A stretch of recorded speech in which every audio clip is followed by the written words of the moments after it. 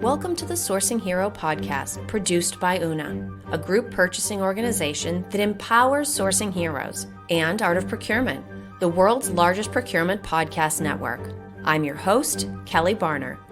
The goal of the Sourcing Hero podcast is to capture the epic stories of people who are rising up and beating the odds to create exceptional value within procurement, directly from those heroes themselves.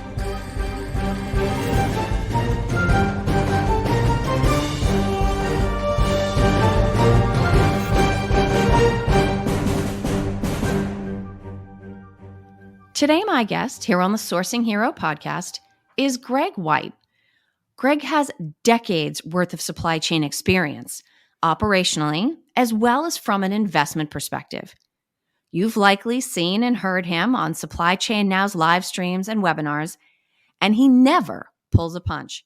In fact, to take Greg's own words, he has unfinished business with the supply chain. Hey, Greg, how are you today? I'm good. Good, Kelly. Thank you. Thanks for having me on. There's nothing like giving an intro to somebody that you know so well you've never thought about having to introduce them. Yeah. You know what? You made me sound so much smarter than I really am. And you know what? I'm actually going to call you on that because I have a feeling people are going to be on my side of the fence as opposed to yours by the end of this conversation. But we want to give people some context. So I gave sort of the dramatic Greg intro. But for people who haven't already met you, can you share a little bit more, maybe with some specifics about your background and professional experience? Yeah, sure. Happy to do it. And I appreciate you just saying decades, not the number of decades. But I am a long-time practitioner of supply chain. So I've worked mostly in retail, actually in supply chain roles. I've done consulting. I've been a technology solutions provider. Now I'm an advisor to startups as well as Fortune 100s, plus every tier of investor. Of course, investors are really excited about supply chain right now. And I've implemented supply chain solutions at hundreds of retailers, distributors, and manufacturers. And something to do with our unfinished business thing. I do have unfinished business with the supply chain, and I've always been a challenger of the status quo. So that's me and my supply chain career in a nutshell. Well, and it's interesting because we'll share the link to your LinkedIn profile on today's episode page. And one of the reasons that I encourage people to connect with or follow you is exactly an example of the type of thing that's basically gotten you hauled in here today. Because, Greg, I have unfinished supply chain business with one of the stories that you recently shared. So you're here to account for the fact that you're teasing that there may be a chocolate shortage this Halloween. And to me, this is an emergency of epic proportions. If I had to choose between toilet paper shortage and chocolate shortage, like I'll figure something out, but don't mess with my chocolate.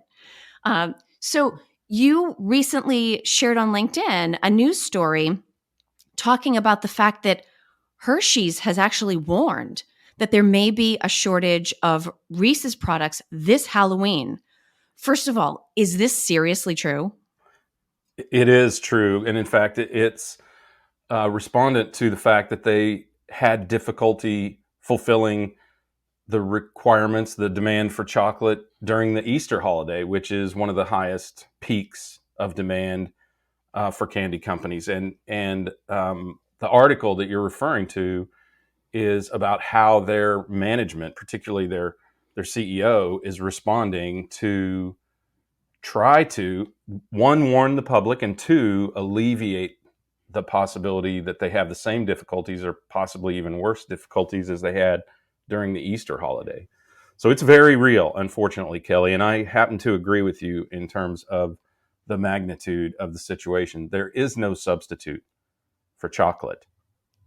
No, there is definitely not. Now, you talked about the executives working to alleviate, and this is me being an outsider on food production, supply chain, but you and I are talking in early June, and amazingly, Halloween costumes are not yet in stores. Seems like holiday stuff comes out earlier and earlier every year. You're So right. we're talking about like 5 months, which I don't know, in normal people land seems like an extremely long time. But with supply chain lead times and raw material issues, they're really already issuing this warning 5 months in advance? Yeah, and they really have to, because they know that it's at this point unrecoverable, and there are a few factors that lead to that.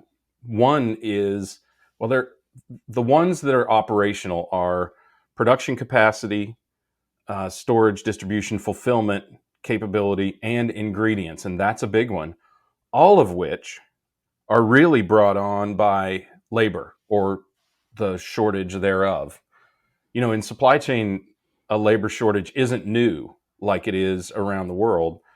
Going into 2019, just in North America, there were 44 million supply chain practitioners and almost a 5% unemployment rate, or I should say, open jobs rate. There were about 2 million open jobs in 2019. Now, with the demand for supply chain, demand for and in supply chain, having shifted, there are ever more openings for supply chain practitioners as companies like Hershey's have recognized, to the extent that their CEOs actually care and talk about it, recognize that supply chain is a big, big factor. And because some of these things either are unrecoverable, like labor, won't come back in time to solve this problem, and because the uh, butterfly effect of things like shortages of ingredients have already impacted production and will continue to impact production, there's it's time to issue that warning, I guess. Now, that's not to say they've given up the ghost, right? Clearly, Michelle Buck, who's the CEO at Hershey's, has said she wants her teams to provision for uh, the problems that they expect to see, and to position themselves as effectively as they can to fight off the Yeah. any impending disruption. Now, first of all, bonus points. I caught what you did there. They're not giving up the ghost in having the Halloween candy ready on Oh, time. wow. I didn't even catch it myself. Hey, when you're good, Greg, right? So, follow up question for you about the labor shortage. One of the things that I am constantly harping on in my response to news stories is that there's enormous difference between shortages and disruptions and issues in the supply chain, right? Suppliers and suppliers and all that, versus issues with the supply chain Mm. where fuel is a cost issue or there's not enough drivers. Is the labor issue specifically in, whether you consider it distribution or, again, the drivers, is the labor shortage an issue there, or is it an issue at all of the different tiers of supply that would make it possible for Hershey to both produce this chocolate that I cannot live without and also put it on store shelves? Labor is the issue in supply chain. It's the root of every issue in supply chain, right? We can't get ingredients because people were locked down for so long, and it takes a while to restart that production. We can't move the goods because there was already a driver shortage, and drivers went away in droves because largely baby boomers were the drivers, and they've retired early. 3.6 million extra Yeah. retired early last year, over the 10,000 per day that were retiring already. So labor is the issue. Labor works in distribution and fulfillment and manufacturing, and people are staying away from manufacturing jobs in droves, right? The whole dark, dirty, dangerous, Yeah. dull perception. People had a lot of time to rethink their values, their desires when they had some downtime. And a lot of people have left the industry because of that. Now, one of the other things that I'm curious about, and I had thought about this after reading the initial article that you shared, I actually kind of feel bad for B2C companies, right? Hershey's comes out and issues this warning and shares what they're trying to do about it. I see a picture of chocolate and instantly, the sad face emoji pops into my head, and I know this is not going to be good news. And most of us respond to these consumer oriented things by panic buying or, hiding in the corner with a colander on our heads and waiting for it all to be over. Are B2B companies just as bad, but getting away with it because there's not going to be the same level of coverage and consumer interest? Or are B2B issues of this kind simply being absorbed into the stories that eventually pick up speed and hype and get attention because they finally get to the point where I'm going to go to the store and there's not going to be any Reese's peanut butter cups? Yeah, I think because of the awareness of supply chain brought on by the great toilet paper shortage of 2020 and the pandemic and the seismic societal disruption in response to that, there is nowhere to hide in supply chain. Whether you're a retailer, you're a manufacturer, a brand, or any or all of those, which more and more companies are. Hershey's is technically a B2B company. They market Right. to consumers, but they really sell to retailers for the most part, retailers and distributors. But because we consumers are so aware of the supply chain, we know who's performing well, who's acting well, who's a good and bad actor in supply chain. We know so much about it.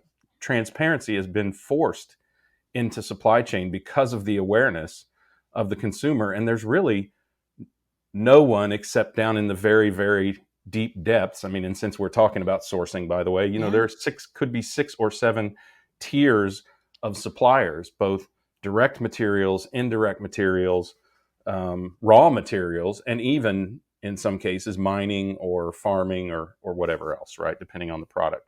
So it's really hard to hide these days. And that means that everyone is accountable. However, the retailers and the brands like Hershey's are far more accountable than anyone else because of their customer facing nature. Well, and we're all going to assign them responsibility, right? Because if I can, go to one supermarket chain and there's no Hershey's, but I know I can go to any other place, Walmart, CVS, right, and pick up what I'm looking for, then I don't blame Hershey's. Then I blame the retailer. But if I'm looking everywhere and I can't find Hershey's, I mean, Right. consumers hold a grudge, right? They do. Yeah. I mean, look, consumers only really expect one thing: everything that they want it anytime that they desire. So, and Is that retailers all? know that. I mean, retailers have been serving the whim and the fancy. And I think Yeah. when we've talked in the past, you have said fickle nature of consumers, which is exactly right. I mean, sometimes I'll eat 3 bananas a day. Sometimes I'll go 3 weeks without eating one, right? I mean, it's just, there's a certain aspect of that retailers have always dealt with, and they're very good at it. Brands like Hershey's have always been shielded somewhat by their distributors and retailers, so they're less effective at it. Their constituency at the manufacturing at brand level is more the shareholder, frankly, than the consumer. They try hard to make lots and lots of money, less hard to, in the past anyway, to have efficiency in the supply chain, which they saw at the time as a cost center, not an opportunity to manage the effectiveness of the delivery to the consumer. Now, I'd be remiss in having you here, even though obviously the most important topic we're discussing today is my ability to access chocolate in 5 months. But it would be a waste not to ask you about sort of the tech angle on this challenge. You talked about all of the investment and the enthusiasm around supply chain. And we talked a little bit about transparency, right? Figuring out where in the supply chain the issues are, because it's how you figure out what your options are for addressing them. Are any of the approaches to tech or the ways that companies are thinking about bringing in tech, can they address any of this? Or is this just literally the labor is so tight and these supply chains are always going to be so complicated? Is there a tech angle on this, even if it's from a data and analytics standpoint? Or is this just fundamental dealing with the challenges and building a really resilient supply chain?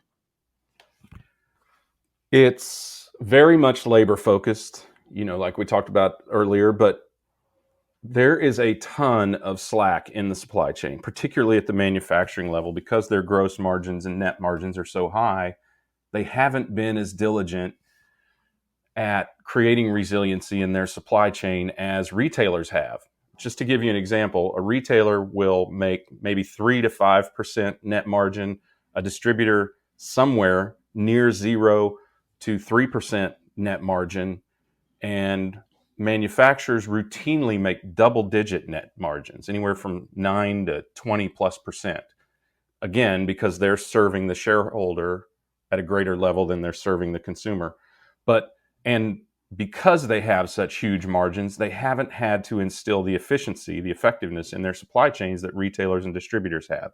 So I always separate the supply chain into those 3 tiers because the answer is different, Kelly, as you can tell from that aspect of it. But technology is certainly an opportunity at every tier of the supply chain, more so at the brand level. And in my opinion, brands and manufacturers are more exposed than they've ever been, not just because there is so much slack and there is so much inefficiency and so much manual reliance on labor at those levels, but also because, again, of that consumer awareness where consumers know whose fault it is. Like you said, Yeah. they know it's not Target's fault if they can go to Target and find it or not find it, and can go to Walgreens and can't find it, right? So there's definitely huge opportunity for process, obviously human capital efficiencies, and of course technology at every tier, but more impactful at the manufacturing and brand tier. Well, and I came up in grocery retail, and Oh it's my. funny because the expression that everybody used to use, it was almost a mantra, was keep your eye on the pennies and the dollars will take care of themselves. And I hear that idea in what you're saying about the various places where there's slack in the supply chain. If you're one of those, if you're at the tier where you've been staring at those pennies for years and years, you are probably as efficient as you're ever going to get to be, versus if you're, I just found a 20 in my coat pocket. You haven't had the incentive in the past to become as efficient as, truthfully, everybody at all tiers is going to have to be, if, as long as things remain to be disrupted because we're working through echoes from the past, or new challenges are arising. It's so interesting to think about how that's going to factor into, again, break down the supply chain, because as you said, the answer is different for different players with different profit margins within that supply chain. Yeah, and margins are super tight in grocery retail. I mean, grocery retail and food service, food distribution and food service have always been, at least in my career, have always been by far the most efficient because they have to be. And Yes. yet, especially in the States, Kelly, there is opportunity even for the most sophisticated retailers, but not nearly the opportunity that we're talking about, where it is such an incredible amount of slack, for lack of a better word, in supply chain efficiency at the manufacturing level. But yeah, you're right. There are unquestionably people who have to look at the pennies, because the same brands, Kelly, that are selling to those people who have to watch their pennies, right? They're foisting all of this inventory and all of this cost and all of this risk onto the retailers. A good example is, I think too many people believe that just in time is a universal supply chain concept. It's not. Right. It's a manufacturing concept. Just in case inventory, and by just in case, we mean carrying safety stock, sometimes even just presentation stock so the shelves look full. That is a retail concept that has been around for decades and decades, even before I was in supply chain. So I think what we have to recognize is that there isn't, and boy, isn't this unfortunate, there isn't a universal solution to Yeah. supply chain issues. We have to look at them in the context of the various performers in the practice. And the, the biggest opportunity is clearly with manufacturing and brands. Manufacturers are really good at building stuff, and brands are really good at promoting stuff. And that's about it, right? They know what their gift is. They really focus on it, and they're really, really good at it. What they need to improve on is all of the other efficiencies that can be gained from managing that deliverable, that accountability to the consumer, and measuring it carefully, creating an ecosystem with their distributors and retailers and other trading partners, even sources, raw material providers, and assuring a resilient supply chain because they don't own a huge portion of the delivery to the consumer. They have to figure out how they, as the most accountable party, whoever that may be, in some industries it's retail, and in some industries like Hershey's it's the brand, they need to figure out how they protect themselves by creating resiliency among all of their trading partners. Now, one last question for you on this post. I thought, and you say, right, there's no universal solution, but I happen to think this particular piece of wisdom is about as close to universal as we're going to get right now. You had said that you are wary of advice from people who are new to the supply chain party. You know, we've joked about the toilet paper. Everyone Right. is now an expert in the supply chain because they had to do something out of the ordinary to find toilet paper. But what do you mean when you talk about be wary of advice from people that are new to the supply chain party? Yeah. So, often analysis and disruption come from a place of naivete, and there is certainly a place for that. But for instance, I'm not a journalist, so I would not. Well, I might. I should not advise journalists on how to perform their craft. Likewise, journalists are not supply chain professionals. They know just enough to be dangerous. And some disruptors, those being new solution providers or new technology providers in supply chain, are not aware enough of the complexities, and they can create disruption because of a lack of depth, not only of knowledge, but often a lack of depth in their solutions for all of the complexities in the supply chain. There's not an app for that, for supply chain, right? There certainly could be, and it takes a combination of a disruptive spirit and a lot of expertise in the supply chain to really do that. But that's really what I mean when I say that. You know, be wary of people who are new to this purporting their expertise or saying it's really as simple as this change. And truthfully, it's folly to do that anyway, because real supply chain practitioners, chief supply chain officers, VPs, directors, whatever, they know how complex it is, and they're not going to buy from someone who doesn't have a depth of expertise. Believe me, I've been selling solutions into the supply chain for a couple of decades, Kelly, and one of the things that they want to understand is, do you get us? Do you get our business? Do you get our problem? Do you get our goals? Do you understand what we're really trying to accomplish? And then we'll believe, or at least entertain, that you might have another way to approach it. Now, as we start to wrap up our time, and I gave you fair warning on this, this is the question that I ask absolutely everybody who joins me here on the Sourcing Hero podcast. And I think, and I'll say this for you, Greg, I think this is a wicked hard question. I, So Thank you this for is, saying wicked, Kelly. nope, for you, anytime. But I think this is tough because your expertise is in supply chain, reading these situations, understanding sort of the story behind the article. But I think this pushes people out of their comfort zone, which is why we get such interesting responses. So you actually have a choice. I would ask you either, what does it mean to you, the idea of a sourcing hero, Or what does heroism look like in a business context? Yeah, and I appreciate you giving me that question in advance. And I have to confess, even the advanced knowledge of it helped very little until this very moment when you repeated the question. And, heroism is often running towards trouble, right? Because no one else is, or you are the closest person, or, the time the situation is right. But when I think about sourcing, procurement, supply chain, if you're running towards trouble, it's already too late.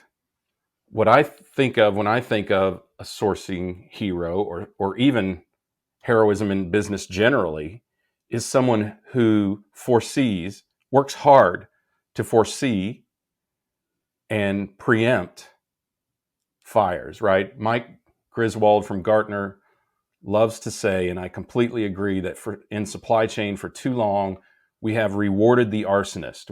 Yeah. We have given kudos to people who have taken something that got broken and fixed it. What we need to do is reward the heroism of people who create a scenario wherein things don't get broken, or at least not as often. And I think in this context, that is someone who recognizes that what philosophers call enlightened self-interest, right? I can perform better. I can do better for my business by recognizing that this network, this mesh, this ecosystem of players in the supply chain are relying on me, and I am relying on them, and creating a ecosystem wherein I have views and provide information, and we share goals and common interests to allow us to perform better as a collective rather than independently. The myth of quote unquote my supply chain is exactly that. There is no my supply chain. There is the supply chain, the supply chain, the supply ecosystem, whatever you want to call it. And you're merely one of many participants in it, even if you are in the forefront of the consumer's mind, like a Target, a Walmart, a Hershey's, or anyone else who plays. So that's my idea: is someone who preempts those problems, and it is certainly commendable and necessary. And how could we have had a better example of how necessary it is to preempt problems than this pandemic and the resultant two plus years of disruption that have occurred because of that? No, you're absolutely right. And it's interesting because I've listened to a few of these responses. I think that visual of, if you're running towards the danger, you're already too late. I hope that's an idea that sticks in people's minds, because we talk about predictive, we talk about different ways of using analytics, but we're mostly still just trying to get a really clear point of view on the current moment, let Mm-hmm. alone having any idea what's going to be happening in 6 months or 8 months or beyond that. So I think that's an awesome answer, but I think it's the right way to be thinking for where we are, because people are starting to relax a little bit. Generally Right. speaking, we feel like the panic is over. When what we should be doing is taking sort of the excess energy that's been freed up by things getting a little bit easier and trying to reallocate that and get some sense of where the fire is going to be next week.